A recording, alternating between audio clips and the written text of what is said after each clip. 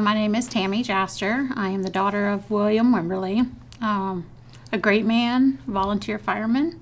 Loved to help people, loved to help his family, loved the community, always willing to do what he could.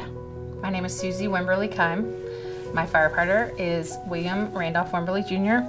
He was a firefighter for over 24 years for Yoakum, Texas, small little community. He loved the service. He loved the camaraderie and the ability to go and help and serve and make sure that people felt safe and protected. He just was a natural protector and did so well in that role. Oh man, Dad. He was a father of 5, so a natural protector, natural leader, always there. Like if there was something going on, he was there. He was the first one there. He was taking care of everything. Everyone knew Dad. The whole community knows William Wimberly because he was super supportive of everything in Yoakum. Small community, like I said, but he wanted to be there to provide and help and serve. And he did that through his work with the fire department. I think Dad became a firefighter because of the middle sister, Cindy. She was a EMT fireman, and he wanted to protect her and make sure she was protected at all times. And that led to a lifelong career for him.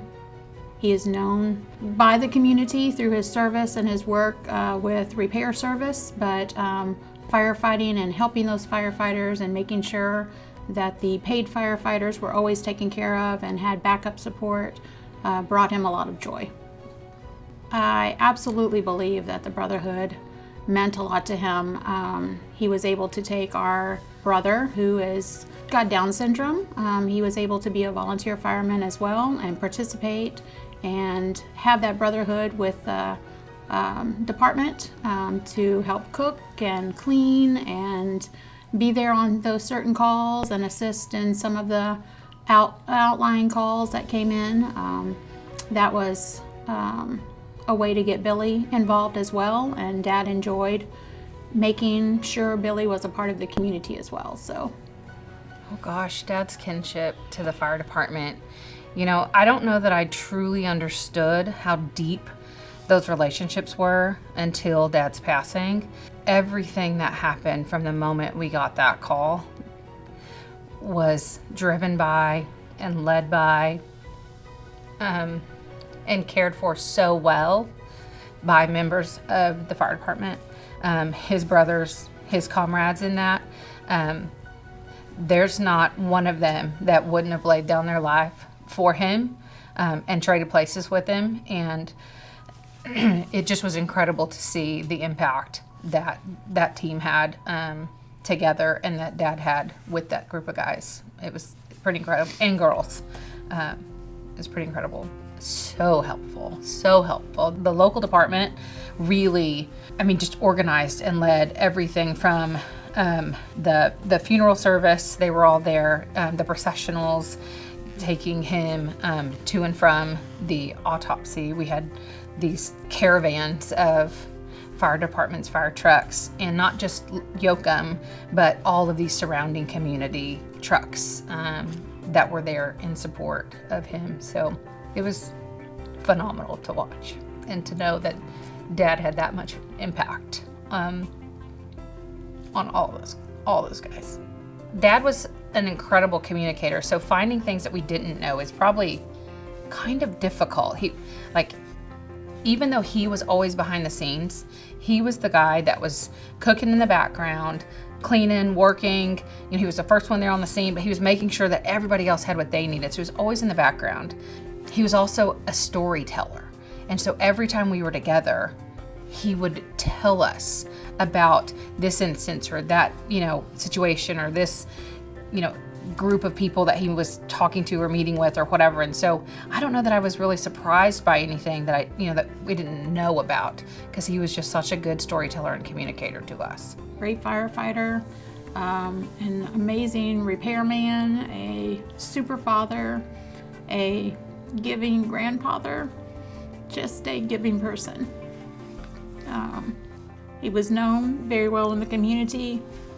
He spent 20 plus years helping with the band and running the concession stand. So just that community servant. Growing up as kids, barbecue chicken was one of our main courses, and Dad loved to cook for the family, for the extended family, for anybody who would come over, honestly. Fishing and cooking fish, frying fish was a big thing.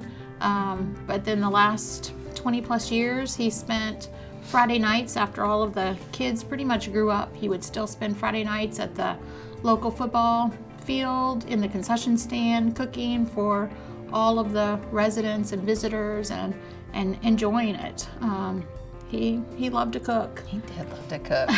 Man, he was good at it too. He was. That's something I think we all take away from our childhood. We would always have family barbecues. He just would ribs and chicken all the time.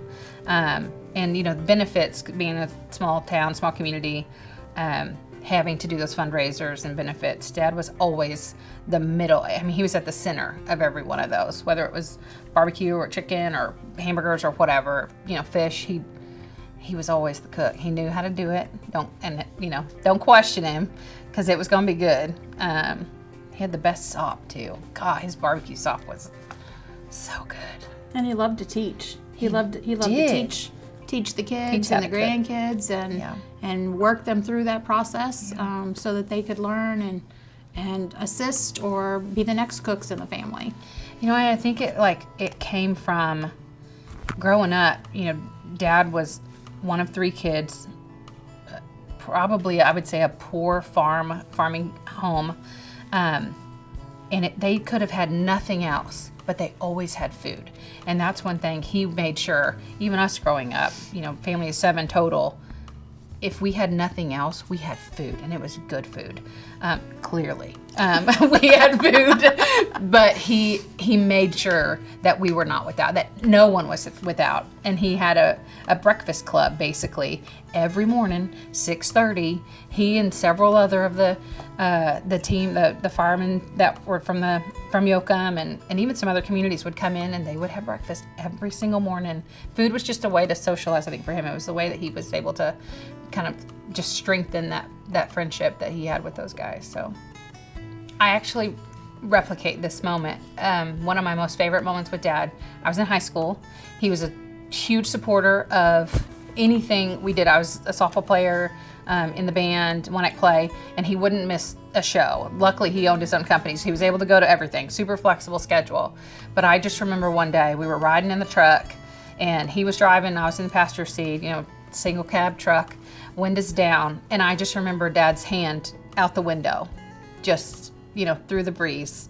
And I'll go back roads on the way home now even just 2 days ago, window down, and I've got my hand out, and it's just, I feel a deep connection to him when I'm on a back road with the window down. And it's just, I think it's a memory that is so clear to me that and just it kind of still lives for me. So that's one of them, even though it's so minor and simple, but his hand in the wind just feels so free, and man, just never forget his hands. The last few years, favorite moments would be the relationship he had with his grandchildren. That's probably one of the hardest things, is knowing that they have to grow up now more without him here. I feel so blessed that I had 42 years with him, and it wasn't enough. But yeah, seeing the grandbabies not get those experiences that we had with him, they're so special. He was a jack of all trades. He could do anything. anything. Loved to take things apart. His business was a appliance repair service, so washers, dryers, refrigerators, you name it. Yeah. He knew how to do it. Or if he didn't, he figured it out. Mm-hmm. My phone calls when something was out was to Dad, and he could 2 hours away walk me through something and help me fix whatever problem it was. And if I couldn't, he was there in a couple of hours to fix it for me. So that, and he was a farmer. I mean, he was baling hay and feeding cows and showing us how to raise chickens and pigs in the stock shows, and he just knew how to do everything. I remember being younger, we would travel to go see our family 8 hours away, And he'd never look at a map. How do you do that? Like now anyway, he knew everything. And if he didn't know it, he figured it out. It's pretty incredible. And this was 30 years ago. Back then, having someone in your family with Down syndrome was not very normal. And there was this fight really about normalizing it and mainstreaming him versus sending him off somewhere. And Dad always fought to keep him mainstreamed and to make sure that he got the same experiences, the same education, everything that any other child would get. And I think he just continued that after Billy graduated high school. Through his work with the fire department, he saw very quickly that Billy could be an asset to the department, and that the department could be a group of individuals that could feed into and lean into Billy as an individual. And so Dad was able to get him as a volunteer firefighter for the Oakland Fire Department, and he'd go to the meetings every week, and he'd go out on calls, and he'd assist where it was safe for him to do that, where he mentally was able to understand what was happening and to help. So I just think Billy never got to be part of a team growing up, like most of us get to, but this was his way to be able to do that for Billy, and it was pretty cool. To Dad, I miss you so much. It feels broken. Life feels a little bit more broken without him, without you. But I don't think there's a bigger honor than being here to share your story and to honor your name because of what you've done. So, cheers to Dad. Here's to you, with that smile on your face. Here's to you, and what time will raise to this moment we share.